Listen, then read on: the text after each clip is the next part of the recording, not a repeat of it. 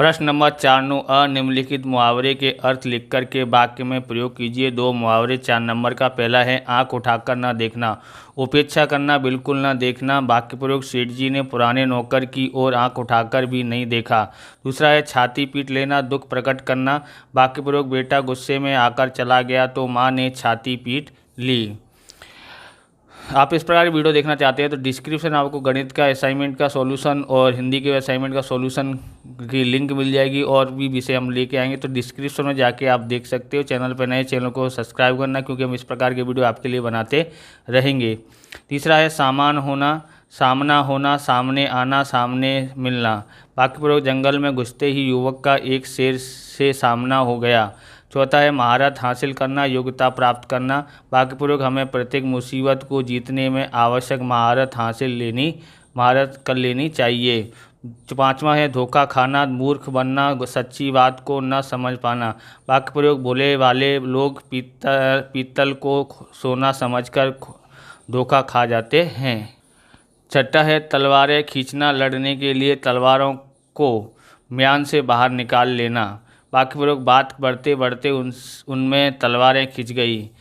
यहाँ पर आ गया है। सातवां गला सूखना, प्यास लगना। वाक्य प्रयोग तेज धूप में चलते चलते मेरा गला सूखने लगा।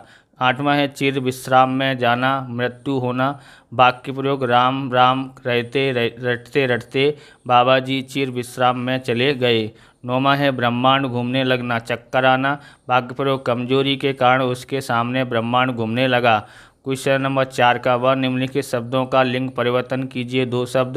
पहला है साधु यानी साध्वी, दूसरा है वर वधू, तीसरा पड़ोसिन पड़ोसी, चौथा पुरुष स्त्री, पांचवा सम्राट सम्राज्ञी, और छठा हिरन हिरनी, छात्र छात्रा, आठवां मजदूर मजदूरिनी, नौवां पुजारी पुजारिन, और 10वां है नायक नायिका।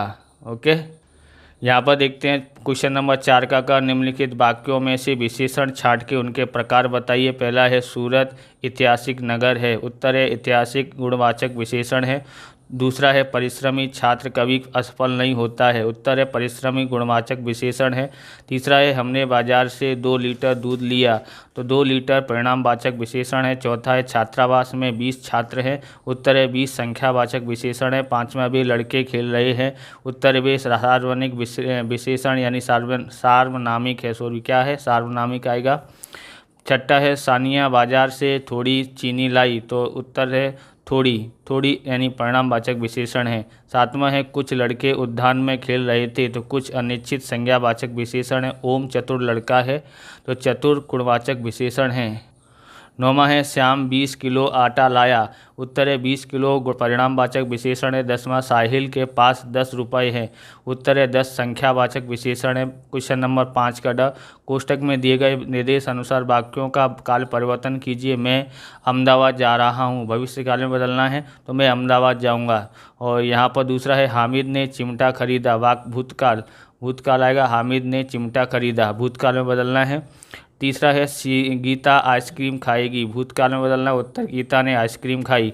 चौथा है मनोज अक्सर जागता रहता था, वर्तमान काल में बदलना है। मनोज अक्सर जागता रहता है। पांचवा है सुबह होने पर हिना अपने बेटे को साथ लेकर उद्यान में गई, भविष्य काल में बदलना है। सुबह होने पर हिना अपने बेटे को साथ लेकर उद्यान में जाएगा। छठा है तेनालीराम के बारे में अनेक कहानियाँ प्रचलित है, भूतकाल में बदलना है। तेनालीराम के बारे में अनेक कहानियाँ प्रचलित थीं। सातवां है प्रिया का गृह कार्य जल्दी समाप्त हो गया, भविष्य काल बदलना है। उत्तर है प्रिया का गृह कार्य जल्दी समाप्त हो जाएगा। आठवां है मेहुल मुंबई गया था, वर्तमान काल में बदलना है। उत्तर मेहुल मुंबई जा रहा है। नौवां है हुमायूं ममता के द्वार पर आया, भविष्य काल है। उत्तर है मेहुल मुंबई जा रहा है। 10वां है हर्ष आज उपवास करेगा, हर्ष ने आज उपवास किया है, भूतकाल में बदला है हमने। क्वेश्चन नंबर 4 का ड निम्नलिखित शब्दों का समानार्थी शब्द लिखिए। 2 शब्द। पहला है ठंडा यानी शीतल, दूसरा है खुश प्रसन्न, नाहार यानी शेर, अचंभा यानी आश्चर्य, वृत्तांत यानी वर्णन, दीन यानी गरीब। सातवां है प्राचीन यानी पुरानी। आठवां है प्रेम स्नेह, ढीठ यानी जिद्दी, ओट यानी अवरोध है। आगे देखते हैं 4 का ई, निम्नलिखित शब्दों का विरोधी शब्द दीजिए। नई, पुरानी, प्रकाश, अंधकार, खिन्न। देखो पहला है नई, पुरानी, दूसरा घृणा, स्नेह, तीसरा प्रकाश, अंधकार, चौथा उष्ण, शीतल, पांचवा है खिन्न, प्रसन्न, छठा है अमीर, गरीब और सातवां है आश्रित, अनाश्रित, आठवां है अवनति, उन्नति, नौवां है भीतर और बाहर। बराबर। आगे देखते हैं हमारे पास है ये क्वेश्चन नंबर 4 का ऊ, निम्नलिखित शब्दों का वचन परिवर्तन कीजिए। 2 शब्द, नदी, नदियाँ, कलाएँ, दूसरा है कला, कलाएँ, तीसरा किताब, किताबें, चौथा कुत्ता, कुत्ते, पांचवा दरवाज़ा, दरवाजे, दरवाज़ा से फिर है छठा है मछली, मछलियाँ, सातवां है दिशा, दिशाएँ, आठवां है महिला, महिलाएँ, नौवां है कहानी, कहानियाँ, 10वां है गमला, गमले। प्रश्न नंबर 5 नु अ, निम्नलिखित परिच्छेद के नीचे दिए गए प्रश्नों के उत्तर लिखिए। एक परिच्छेद 5 प्रश्न का है, यानी कि 5 नंबर होंगे। और पहला उसका है पैराग्राफ 1 का है ये आंसर। चरित्र का क्या महत्व है? उत्तर है मानव के व्यक्तित्व का निर्माण करने वाले तत्वों में चरित्र का सबसे अधिक महत्व है। दूसरा है चरित्र का मानव जीवन पर क्या प्रभाव पड़ता है? उत्तर है चरित्र की शक्ति ही आत्मविश्वास और आत्मनिर्भरता उत्पन्न करती है। तीसरा प्रश्न है इसका, चरित्र किसे कहते हैं? चरित्र अर्थात मनुष्य के क्रियाकलाप और आचरण के समूह का नाम है। चौथा है चक्रवर्ती सम्राट क्यों अस्तित्व विहीन हो गए? उत्तर है चक्रवर्ती सम्राट धन, पद, वस्तु और विद्या के स्वामी थे, परंतु चरित्र के अभाव में अस्तित्वहीन हो गए। पांचवा है इस परिच्छेद को उचित शीर्षक दीजिए। उत्तर है इस परिच्छेद का उचित शीर्षक है चरित्र। पैराग्राफ 2 का देखते हैं। पैराग्राफ 2 का पहला प्रश्न उत्तर देखते हैं। पहला है एक अच्छा जंगल क्या कहलाता है? उत्तर एक अच्छा जंगल जैविक भंडार घर कहलाता है।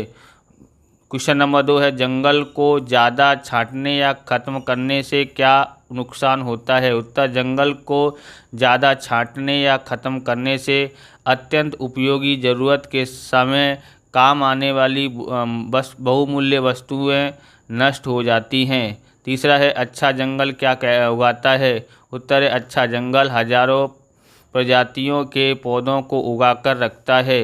चौथा है बाद में क्या बहुमूल्य हो जाता है? उत्तर है हजारों प्रजातियों के पौधों को उगाकर रखना बाद में बहुमूल्य हो जाते हैं। पांचवा है इस परिच्छेद का उचित शीर्षक दीजिए। उचित शीर्षक है जंगल की सुरक्षा हमारा कर्तव्य। पैराग्राफ 3 का देखते हैं। पहला है समय को संसार की सबसे अमूल्य वस्तुएं क्यों कहा गया है? उत्तर है इस संसार में सभी चीज़ों को घटाया बढ़ाया जा सकता है पर समय को नहीं, इसलिए समय को संसार की सबसे अमूल्य वस्तु कहा गया है। दूसरा है समय का सबसे बड़ा शत्रु कौन है? उत्तर है आलसी समय का सबसे बड़ा शत्रु है। तीसरा है सत्संगी का व्यक्ति पर क्या प्रभाव पड़ता है?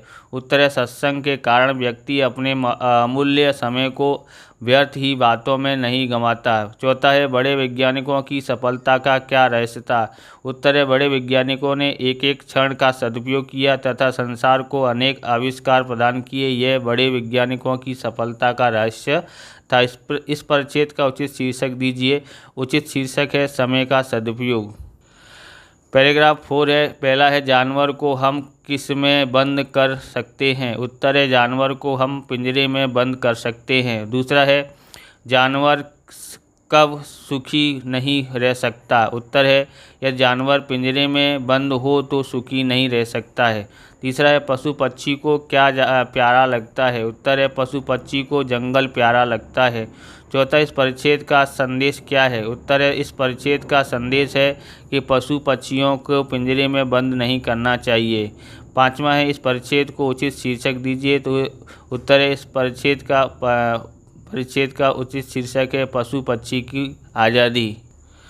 पैराग्राफ 5 के प्रश्नोत्तर देखते हैं। पहला है धर्म की क्या कसौटी है? उत्तर है निस्वार्थता ही धर्म की कसौटी है। क्वेश्चन नंबर 2 है किस प्रकार के व्यक्ति को शिव से दूर बताया गया है? उत्तर है स्वार्थी प्रकार के व्यक्ति को शिव से दूर बताया गया है। तीसरा प्रश्न है शिव का सच्चा उपासक किसे बताया गया है? उत्तर है जो शिव को दीनहीन में, दुर्लभ में और रोगी में देखता है वही वास्तव में शिव का उपासक है। चौथा है शास्त्रों में भगवान के सबसे बड़े सेवक किन्हें माना गया है?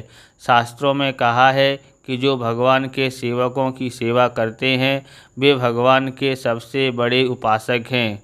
पांचवा है इस परिच्छेद को उचित शीर्षक दीजिए। तो उचित शीर्षक है सच्ची उपासना। तो इस प्रकार से ये वीडियो पूरा होता है। अगर आपको हमारा वीडियो अच्छा लगे तो लाइक करें, शेयर करें, कमेंट करें। चैनल पर नए चैनल को सब्सक्राइब करें। मिलते हैं नेक्स्ट वीडियो में। जय हिंद, जय भारत, वंदे मातरम।